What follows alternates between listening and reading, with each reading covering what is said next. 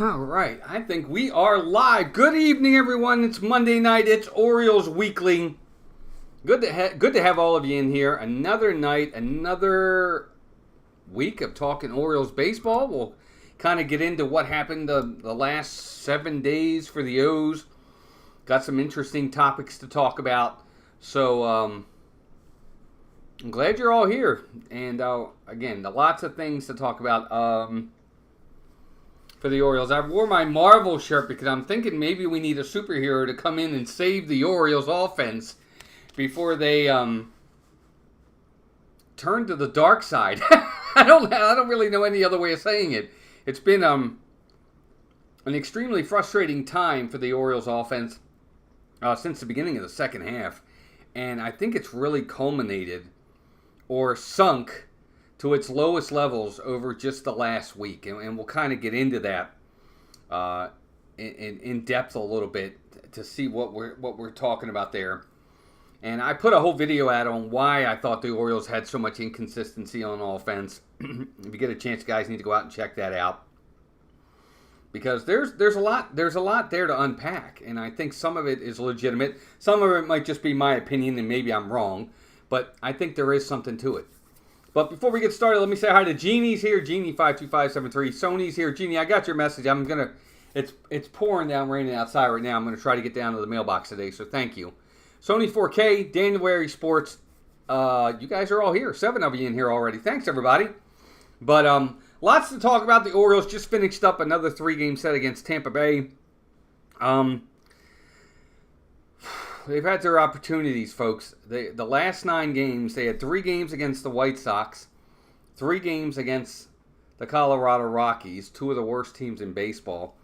And then they had 3 games against the Rays, who were under 500 going into that series against the Orioles, and who the Orioles were 9-2 against for the season, and were home against them.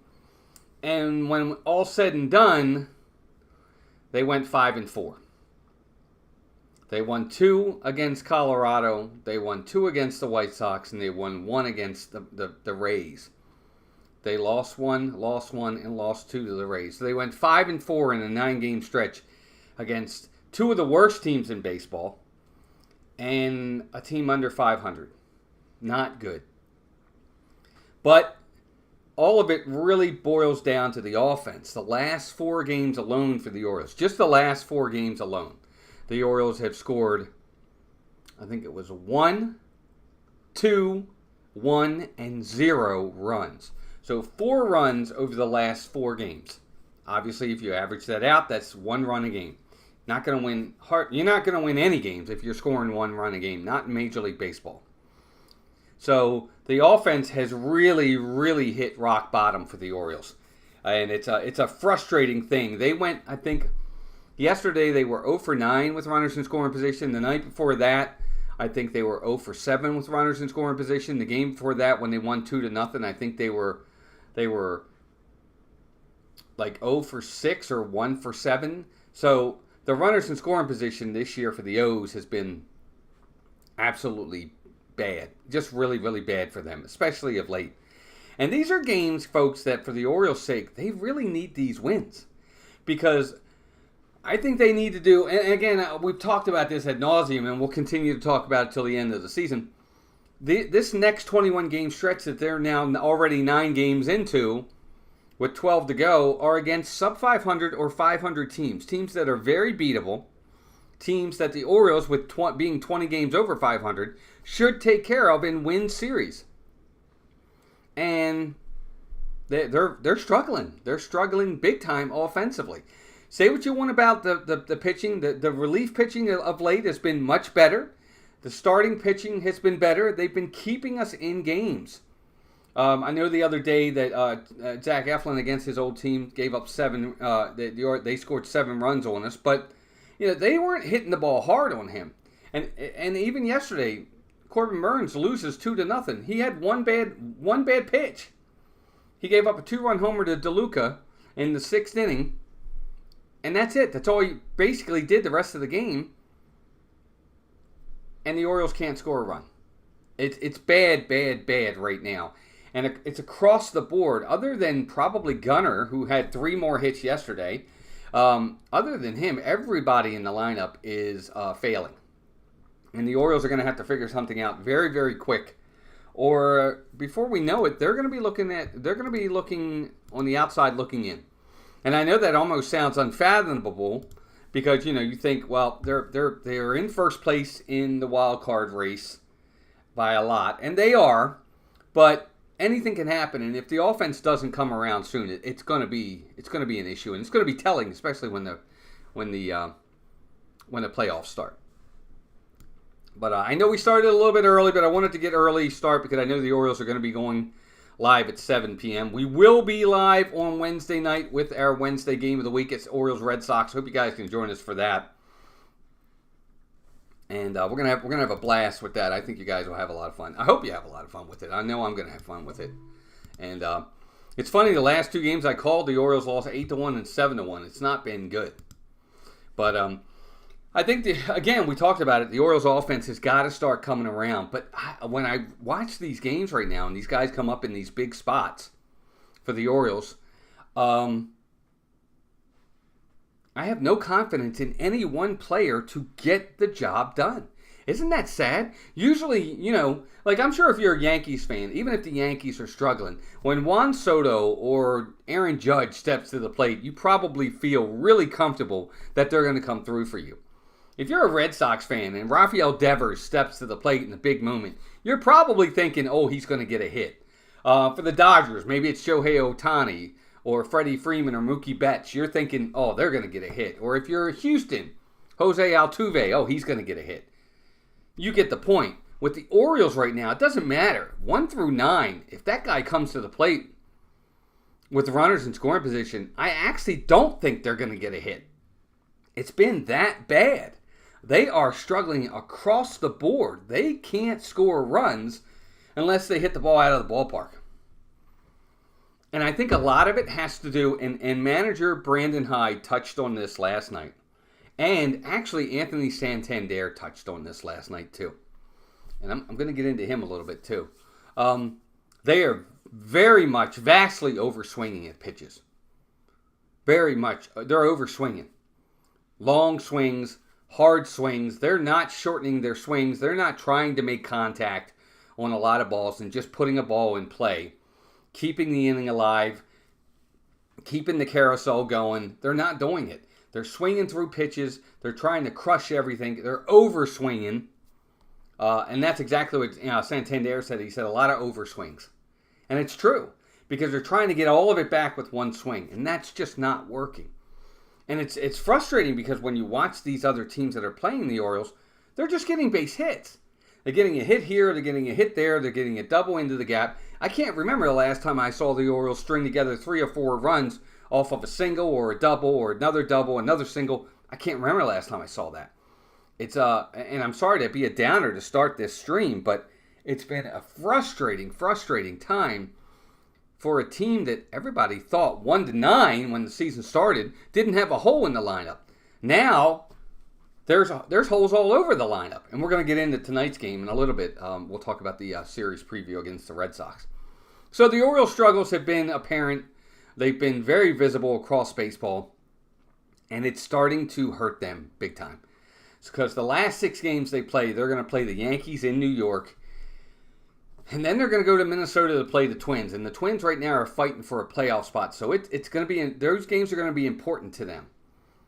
So if the Orioles are not going to have any teams that are going to be like, our season's over, let's just start some of the young kids and see what happens. They're not getting that, and they certainly won't get it in the last 6 games of the season. Same tonight, even though the Red Sox are basically a 500 team, I think they're a game over 500 right now. They still have possible playoff aspirations, so they're going to go out there and they're going to do everything they can to beat the Orioles and keep their playoff aspirations alive.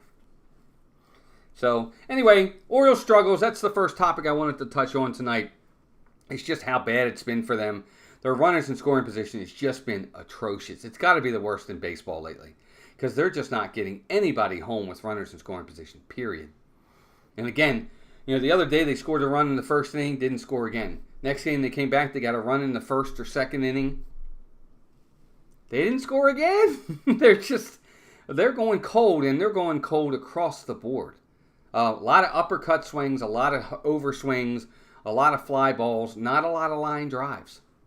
Not a lot of balls, hit on the ground hard or line drives hit somewhere. So they're going to have to figure it out. I don't know what that means for the Orioles hitting staff, the hitting coaches. I think ultimately, if this continues, there has to be some kind of change. And I don't know if that's going to be across the board with the hitting coach. It may, because the Orioles have dual hitting coaches. It may come to them. And what I mean is they may have to lose their jobs. I don't think you'll see that happen this season. This late in the season, they're not going to go with a whole new approach and a whole new hitting coach now when they're coming to the end of the season and they're trying to get through and get to the playoffs. They're not going to change the entire approach at this point. But if this continues to be a struggle for these last 20 games that the Orioles have, and if it rolls into the playoffs, you probably will see a change in the hitting coach next year. Both of them. I think both of them will be gone, and they'll bring someone else in to change things up. I don't see them going and leaving it as status quo if the struggles continue for the rest of the season and into the playoffs. But we'll see. We'll see what happens with that. Guys, again, if you are just coming in, good to have you all here. We started a little bit early. Do want to let you know, remember, you can always reach out to us at our email address. If you want to send us an email, we'd love to hear from you on email. And if you have any baseball questions, you can always just send them to us. And that is at CamdenQuestions@gmail.com. Camden, like Camden Yards. CamdenQuestions@gmail.com. So that way, if you do have any questions about baseball, Orioles, you name it, we'll talk about it on the stream. So don't forget to check that out. I want to talk about another subject tonight, and that's part of the issue with the Orioles when it comes to their lineup, and I think their inexperience and their lack of hitting is exactly, or their inconsistency and lack of hitting is the inexperience. I think we tend to forget that guys like Gunnar Henderson, Jordan Westburg, Colton Cowser, even Adley Rutschman to a lesser extent, these guys are real new to the game. Rutschman is the senior statesman of that group alone, and he's got less than 1,500 at-bats in his career.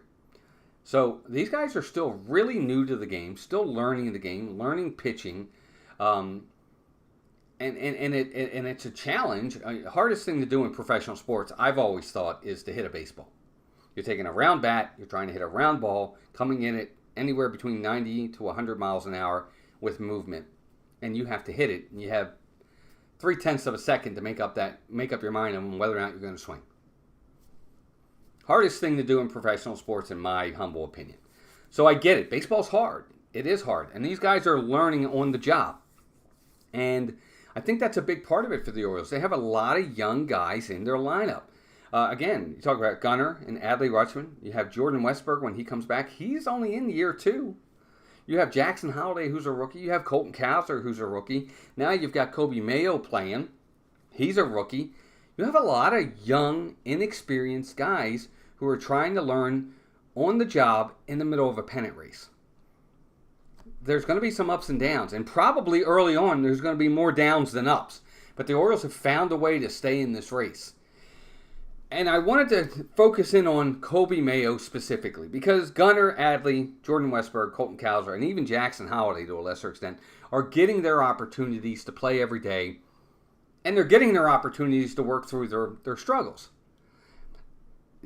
The Orioles aren't doing that with Coby Mayo, and I don't understand it. If you're going to call him up, and I get it, look, you're in a pennant race, and you're trying to win games. And Mayo right now is struggling. He's got like 3 hits and 30 at-bats. Almost kind of along the same lines of what Jackson Holliday did when he first came up. So I get that. But if that's the case, if you're not going to play him every day and let him work through it because of the fact you're in a pennant race, then he shouldn't even be here. Then just keep him at AAA. Let him to keep getting his at-bats. I know he doesn't have anything to prove there, but he's not developing and he's not proving anything sitting on the bench up here. So keep him at AAA. Say, look, you're going to stay there the rest of the year.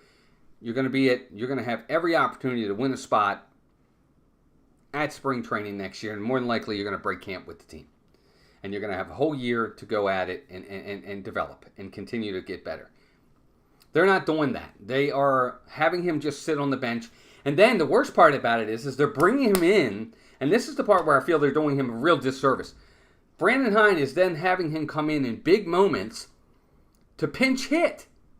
And he's not putting him in good positions to succeed. That's how I feel. Anyway, I don't feel like they're putting him in good situations where he can succeed.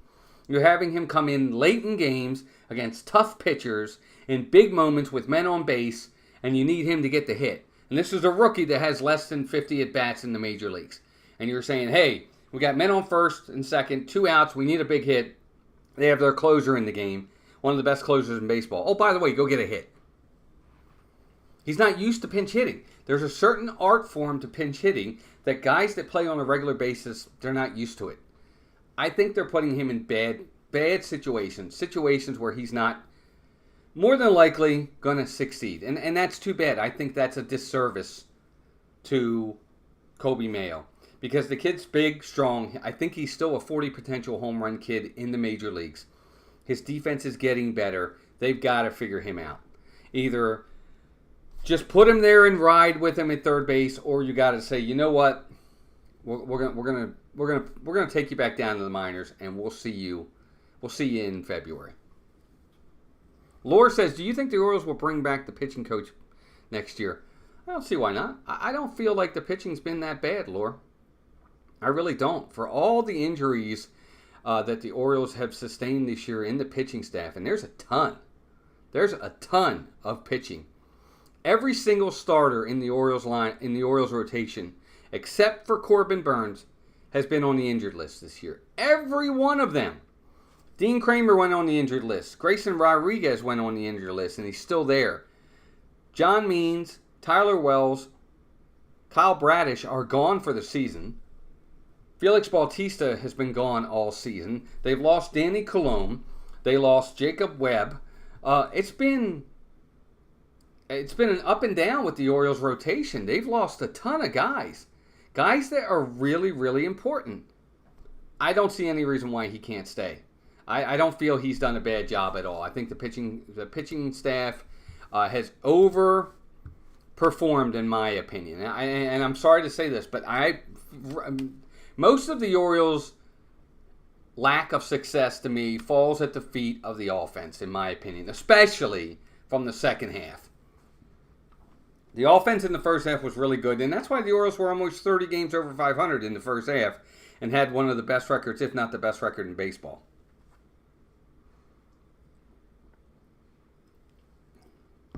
But you cannot go 500 against 3 of the worst teams in baseball, or 3 teams that are under 500. You can't, and that's basically what the Orioles did. They're a 500 team. They're a below 500 team. The Orioles are since late June, and it is really affecting us. And we'll see what happens. So anyway, I feel they really need to find a way to get Coby Mayo more at bats. He is in the lineup tonight. We're going to talk lineups in a little bit. He needs to get consistent at bats. He needs consistent exposure. You got to keep him in the lineup. If you don't want to keep him in the lineup because you don't trust the bat and you don't trust the glove right now at the major league level, then he just shouldn't be on the team. Send him back down. It's just that simple. They didn't want to do that. They waited and waited and waited to call this kid up, and then when they did finally call him up, the entire team went into a funk. And now you can't take your chances with him. You can't let him ride through this at all. Because if you do and he's failing, it's like an automatic out. And it's not good right now. They need bats in the lineup that are going to be big. But again, Ramon Arias is out.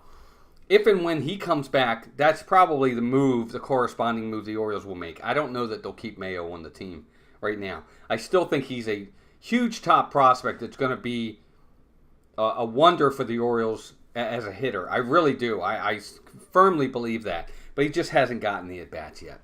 But we'll see.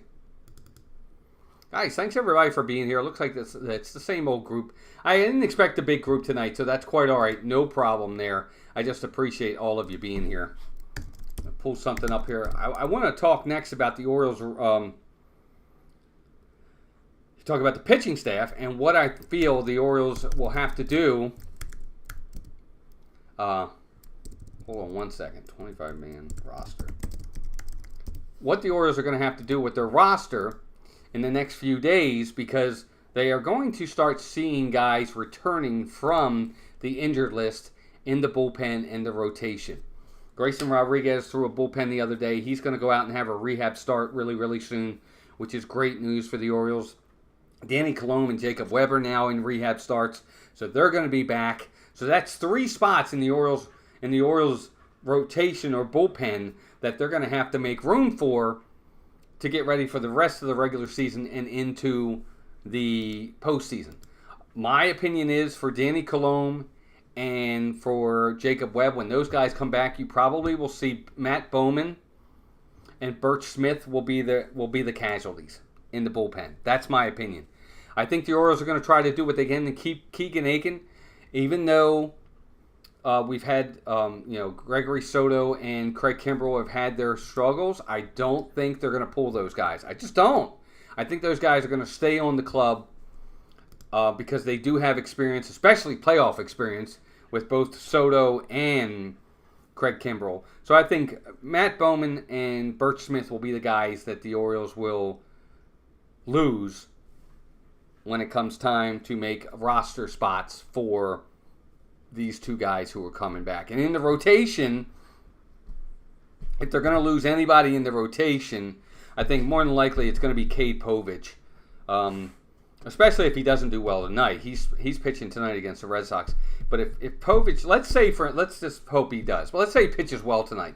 I still don't think it matters. I think Povich will be the one who loses the rotation spot and will be sent back down when Grayson Rodriguez comes back. Just my opinion. I think those are the guys that'll be sent down or DFA'd when these 3 guys come back for the pitching staff.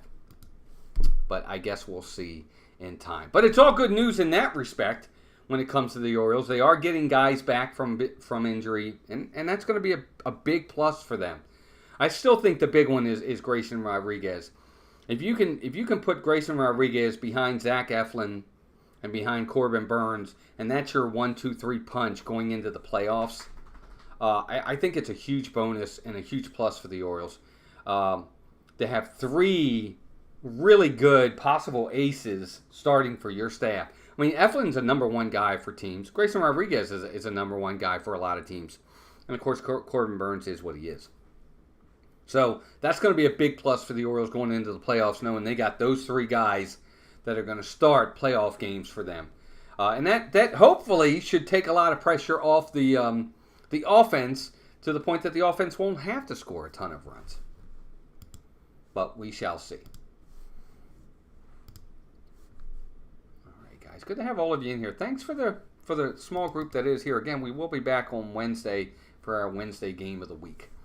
Last thing I did want to talk about, of course, is the Red Sox series coming up. The Orioles are going to be facing the Red Sox starting tonight. I'll give you the quick lineup for the Orioles. Of course, Cade Povich is on the mound. He's 2-7 with a 5.76 ERA. Pitched good last time out. Brian Bello is pitching for the Red Sox. He's 12-7 on the season, 4.75 ERA. So we'll see what the Orioles do. A little bit of a different look for the Orioles in the lineup tonight. You got Gunnar Henderson leading off, followed by Cedric Mullins. I guess because Mullins has been hitting a little bit lately. They're putting him near the top of the lineup. So Mullins is batting second. Santander is batting third. O'Hearn is fourth. Rutschman is fifth. Jimenez is sixth. Cowser is seventh. Coby Mayo is eighth. And Levon Soto is going to start at second base. He's going to be batting ninth. So Jackson Holliday's getting a day off. And they're going to have Levon Soto, who's getting his first start with the Orioles. He'll be batting ninth and playing second base. Again, a couple more things, and then we'll call it a day. We're not going to have a long stream today. Orioles baseball is coming up. Want to make sure to get ready for that.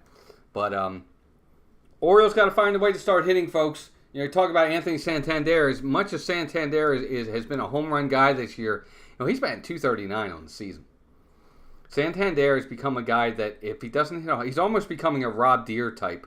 And if you remember the history of baseball with Rob Deere or even Dave Kingman, it's like when they hit him, and they hit him a long way. They hit him far. But if they don't hit him, they don't do anything else. They're not singles guys. They're not big doubles guys. They're home run guys, and that's it. And, I'm starting to feel that way about Anthony Santander. He's becoming this guy that swings at everything and either hits a home run or doesn't do anything.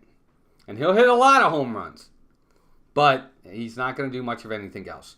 And that's a bummer because he's been better than that in the past. 39 home runs, 91 RBIs. You think, wow, great season. He's batting .239. That's not what I want to see. I want to see a guy. He doesn't have to bat .280, but he needs to bat near 250 or 260. And he's not even close to that. He's 20 points off, and 20 points is a lot. That's a lot. When you look at his numbers this year, he's got 82 runs scored. 39 of them are on home runs. This year he's got 23 doubles. He's got 39 home runs.